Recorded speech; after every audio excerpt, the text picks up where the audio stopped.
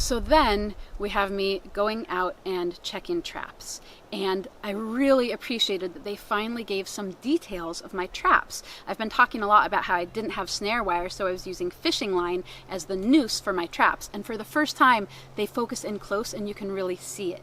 You can see the fishing line, and sometimes I used a single strand of fishing line and sometimes I doubled it. So the highest poundage of fishing line we could have was 20-pound test, which isn't necessarily that strong for something as heavy as a rabbit that's moving at speed and tension. So any of my traps mechanisms that were a stronger spring or a heavier rock, I was doubling up my 20-pound test and having a double layer of fishing line, and you can see that in this footage. And then you can see the paracord that I used to go to either my spring pull or my rock weighted mechanism. So another thing you can see in those shots is you can really see my hands. And this was a really big deal for me when I was out there, because at this point, with that level of cold and calorie deprivation, my hands were starting to become a real issue in the way of deep bloody cracks in my hands. And so you can see how dark my hands look. They're super dirty. They're constantly dirty. And early on, I was trying to clean them, especially whenever I, got an animal and was processing an animal. I wanted to clean my hands. Well, once we didn't have any liquid water easily accessible, that was harder. And so for a few days in a row, I would clean my hands after processing animals by rubbing them with snow. It's never been a problem for me before. It's something that I've done when I've lived in cold places, but I've also never been in those places with zero access to warmth and running water and under massive calorie deprivation. So what happened is that really, really chapped my hands. So now I had a ton of cracks and sensitive skin in my hands, and the dirt and the blood and the soot from my fire would work into those cracks in my hands, and no amount of scrubbing would get them clean. So my hands were just black and filthy all the time, even when they were as clean as I could get them. So you can see that in my hands in the shot. And then also you see a lot of bandages, and again, that's around these deep cracks that were quite painful that I had in a lot of my fingers, and they wouldn't heal unless I wrapped them with something. And I still had some of the salve that I made in the second week in for my lips when I had cold sores. I think I talk about this in my very first video, days 1 through 12. But I had made a cold sore and general first aid salve using some fat from my pemmican that I melted out, and some spruce pitch, which is a powerful antibiotic, and some sweet gale, which is a medicinal plant that I found growing on the lakeshore. So I would rub some of the salve into those cracks in my hand, and then I would put band-aids on them, and then that was the only thing that seemed to help them heal. So I had just kind of a constant rotation of different areas bandaged, trying to heal those deep cracks. But of course, without the protein coming in, it was really hard for my things to heal.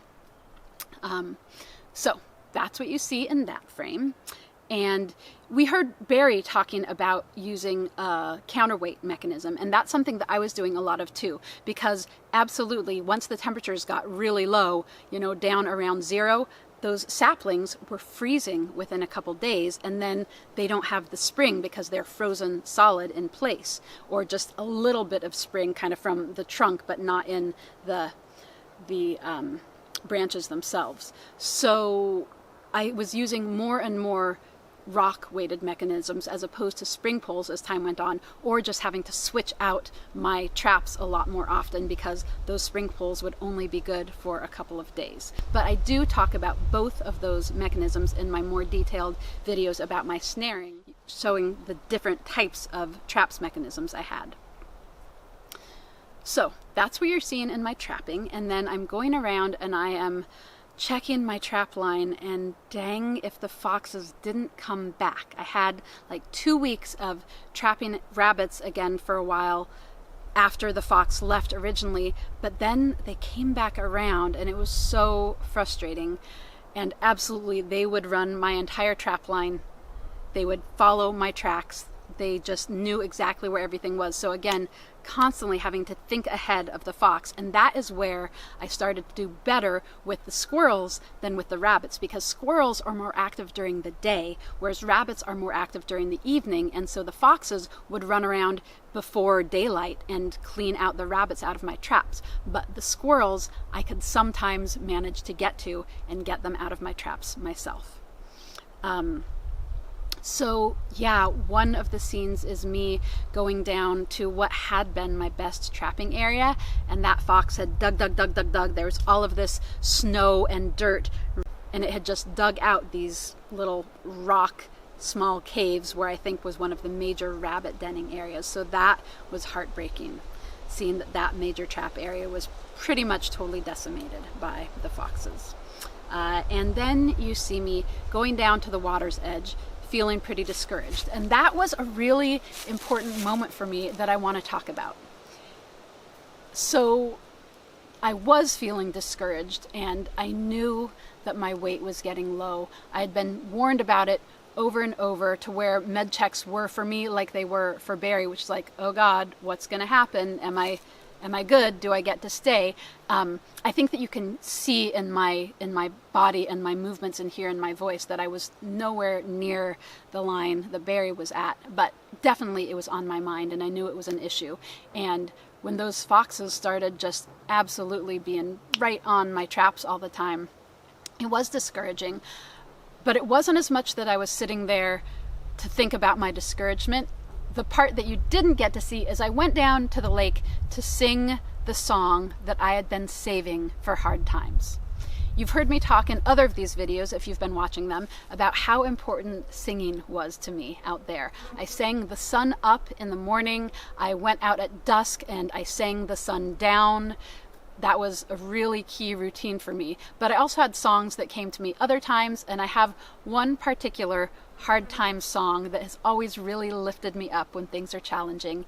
And I still was saving that song in reserve. I didn't feel like I was to that point yet, but I also knew that I didn't have control over when I was leaving.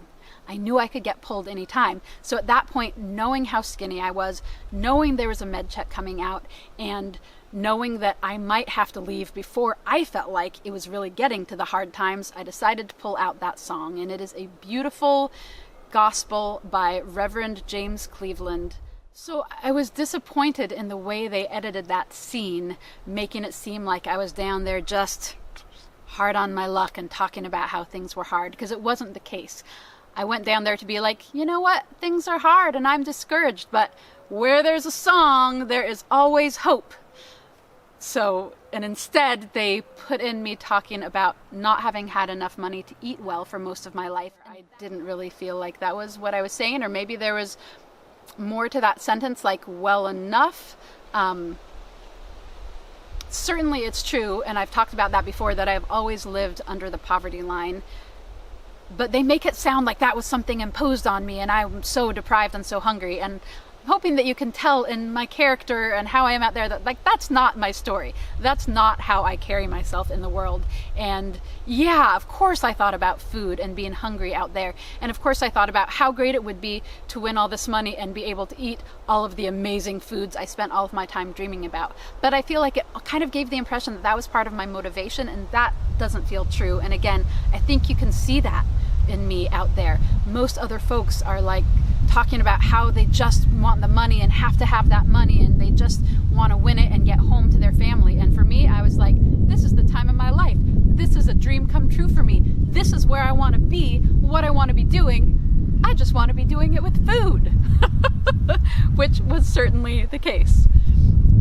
So then we go to the next scene where I am finding myself some food, and that was a big moment because, you know, I'd been trapping for weeks at that point, and I was saving the guts to use for trap bait for a fish trap, or for, you know, fish bait for once the ice froze and I could get out and do ice fishing. However, I reached the point where I was like, you know what, I could get pulled before the ice is thick enough for me to go and ice fish. And fish trap, it's too late for fish trap. It's too cold and the ice is frozen over. So fish trap is not going to work at this that is edible food sitting there that I am not utilizing. And if I don't eat more, I might have to go home sometime, and I don't want to go home. I'm loving this. I want to be here. So it was time, again, as I said, to get real humble and thaw these chunks of frozen rabbit stomachs and intestines that I had been saving for weeks, that had been sitting frozen in the back of my shelter for weeks, people. That said, all kinds of cultures all over the world eat stomachs and intestines, and they are considered a delicacy by a lot of people. So it's not actually that big a deal to eat stomachs and intestines, but it's not something I've done a lot of, nor something that's ever seemed enormously appealing to me. My process was, it was so cold, and I needed, of course, to clean them really thoroughly. And so I needed a lot of water. So it was a long process. And you can see that from when I first start and it's totally daylight. And then towards the end, you see me working by headlight with it dark all around me. So I had to warm up a pot of water and get it warm enough to stay liquid for a while, but not warm enough to cook the intestines, and then push all of the poop out. And then I would go with the scissors of my Leatherman and slice the intestines open so they weren't a tube but flat, and then a new pot of water, and then rinse those really thoroughly and go along them with my hands and take out the kind of inner liner that's more poopy. And then I would do a third rinse again in totally clean water. So it was a long process. But when I was done, I had a whole heap of intestines on top of a piece of birch bark. So my process was putting those in the lid of my pan and cooking them, and they would release all of their liquid and kind of reduce for a while. And then I had been metering out my pemmican really carefully, so I still had a little bit of pemmican with a little bit of fat in it, and then I would use a little bit of that fat and I would cook the intestines in just a little bit of fat at the very, very end when they were starting to get cooked down and chewy. And they were not delicious by any means, and they are not something that I would necessarily choose if I had a lot of other options. That said, I like to utilize every part of an animal that I can and really respect that animal, and they were nowhere near as disgusting as I feared that they might be. The major issue with them was how much time and energy it took to process them, not how gross they were. And I know that it looked freaking gnarly to the home viewers, and absolutely. But this is one of those things that if you have never been truly hungry, I mean, what was that, day 69, like almost 10 weeks on very little food in very cold temperatures. At that point, it didn't feel that gross. It didn't feel like that big a departure. I was more aware of how it would look to the home viewers than how it was to me. Not that it wasn't a little gross, but it wasn't that hard to wrap my mind around. So yeah, from that point on, like all of those squirrels you saw me catching, oh, I was eating every part of everything at this point. No, there were a couple parts I still saved. The next scene is me talking about rabbit activity close to the house. So because I was constantly insulating with more and more spruce boughs, I was leaving all of these tops of spruce trees around the outside of the house. And sure enough, the rabbits were coming closer and closer because the tops of the spruce trees are the most delectable parts. And normally rabbits don't have access to those because rabbits don't fly and they don't jump as tall as spruce trees. So it was very delectable for them to have access to those. So that had me setting a lot more traps closer. However, fox was still around, and the fox didn't care about getting close to my house. So at that point, I didn't expect it, but squirrels became a better bet than a rabbit.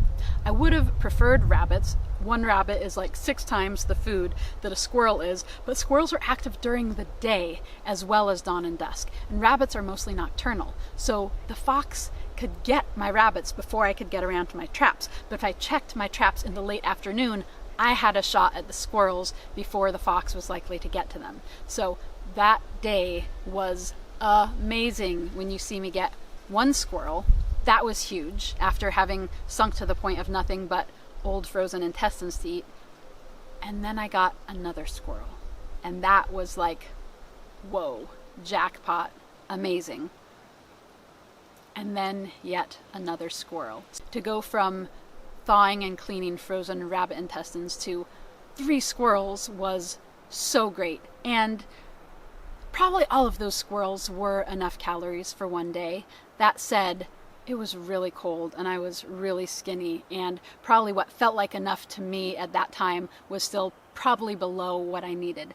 But I had several days in a row where I had 3 meals a day, as many cranberries as I can eat in the morning for breakfast, and then meal of meat for lunch and dinner, and that was freaking awesome. So super sweet. So those squirrels were like, really made a difference in my world at that point. Which brings us to day 69, which is the last day that you see of us. And wow, really intense seeing Barry and seeing in his voice, in his face, in his body movements, in his mental state, thinking he was hearing people, the emotional roller coaster that it is to be in that level of starvation. And just watching it was heart-wrenching, really feeling for Barry out there. So that brings us to the end of episode 10 and day 69, hovering right around the 10-week mark. And it is cold and it is dark and we are dirty and we are hungry. And I will say it was really sweet to see that, like, I was hungry and cold and dirty, but I was still singing songs and feeling good and finding joy and happy to be out there. And that's how I remembered it. And I mean, that's absolutely how I remembered it. And it was really sweet to see that come across. So I wish they had shared my song with you, but what can you do? At least they showed me cracking jokes while cutting open squirrel intestines. And that felt like, yeah, that felt like a really beautiful thing for the world to see. Because if you can't keep your sense of humor, and if you can't be out there dancing and singing, then you're not really surviving that well in my book. So wow, 1 episode left. So thanks for sticking it out there with us all, folks. And yeah, can't wait to see and discuss what is coming up in the final episode of Alone Season 6 next Thursday, August 22nd. What a wild ride.